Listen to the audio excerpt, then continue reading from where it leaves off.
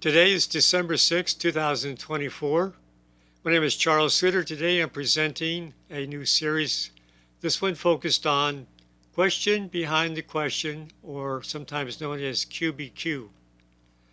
My main message is behind every question there's an implied question of higher substance or importance. I have a reference for you. It's the book QBQ, The Question Behind the Question by John Miller. All questions are asked for a reason. The person asking the question may be unaware of its true purpose, which may lead to subsequent follow-up questions. Most of these questions are for useful purposes such as social discourse, understanding information, learning, persuasion and collaboration, motivation, exploration and innovation, problem solving, and risk reduction. Most questions are utilitarian and beneficial to all parties, but some are not. Some questions are based on ill intent when the motive behind the question is to avoid personal accountability and responsibility. Many questions that seem like a request for answers are not intended for that purpose at all, but instead a search for validation, vindication, or a shift of responsibility.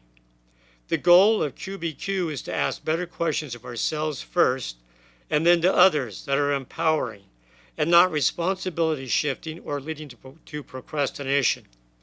Questions of blaming and procrastination do not solve problems. Many questions asked should not be answered in the form in which they were asked. Some questions need to be reframed so as to clarify who's responsible and who's accountable for contentious life situations. For this reason, answering a question with a question is legitimate and can help the questioner define his true purpose and answer his own dilemma. Proposition 1. Not every question asked is searching for an answer to that particular question. People often ask questions to get something not implied in the original question. Questions are often asked as a prelude to the real intention, as an example, stalling or procrastination. Questions can be a ploy for seeking personal validation, vindication, and blaming others. People often ask questions for many different reasons, but the most challenging questions to answer are those asked to help the questioner deal with his own fuzzy and ambiguous situations that may end up otherwise involving the person who has been asked. Questions seeking information to solve a problem is one thing, but asking your help, opinion, or advice is risky and could potentially involve you in their drama. Depending upon your answer, you might find yourself involuntarily involved. So be wary and think ahead to where your answer might lead. If the question is for factual information and you have it, then respond directly to the question.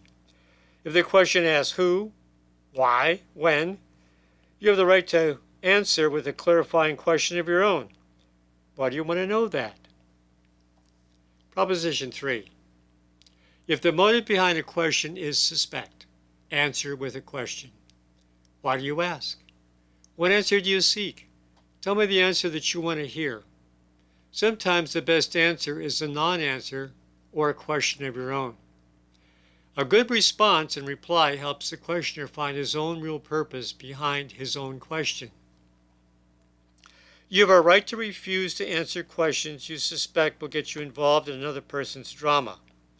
The unique motive of some questions is acquiescence to the questioner's alternative motive, which is oftentimes to get you involved. So if you are at the receiving end of questions that seem to be leading somewhere you don't want to go, you must redirect the question and ask for clarification. State up front that the ultimate responsibility for dealing with an adverse situation rests with the questioner. Challenge all suspicious questions with your own questions. For example, when questions tend to lead to commitment by you or procrastination by the questioner, who is trying to avoid taking action. Who questions tend to seek a scapegoat or someone to blame other than the questioner himself, which could be you.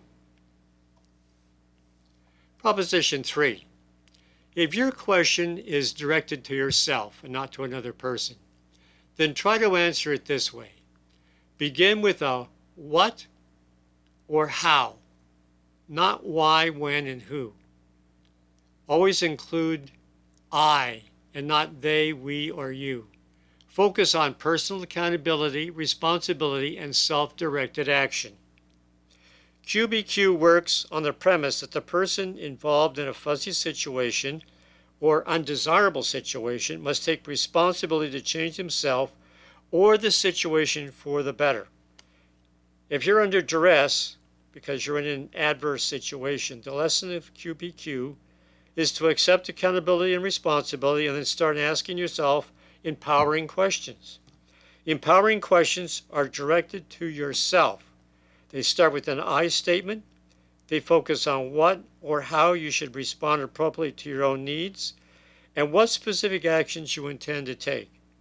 Accepting responsibility and asking accountability questions is the best thing you can do to improve your life, that of your family or organization. Now, the best question anyone can ask is, what can I do to make a difference in this situation? The ultimate goal of QBQ is personal action directed to where action is most needed.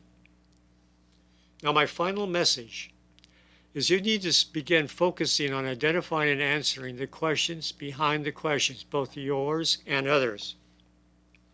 Beware of questions potentially leading you to become involved in the questioner's fuzzy situation or drama, especially beyond a level you don't want to support. Your best strategy is not to answer who and when questions, but to help the questioner clarify why he's asking. Ideally, your response to a question that implies the questioner is attempting to shift responsibility, especially to you, is to inquire about the implied question behind the question. What purpose is the questioner trying to accomplish? The reframed question must shift responsibility back to the questioner. For example, if someone asks you, why does this always happen to me? Then recognize that this is a victim-focused question. Any answer that does not shift responsibility back to the questioner will only make his situation worse. Only better questions will lead to better results. The best questions includes the answer in the question itself. And here's the perfect example. Would it help improve the situation if I were to do X? Accountability questions are best asked and answered by oneself. Most people know what they need to do in any situation once they take responsibility for what they can do. Asking QBQ questions implies that you have chosen to take responsibility for resolving any adverse situation in which you are involved. Well, that's all for now. Remember to stay positive. You'll be happier, healthier, and live longer.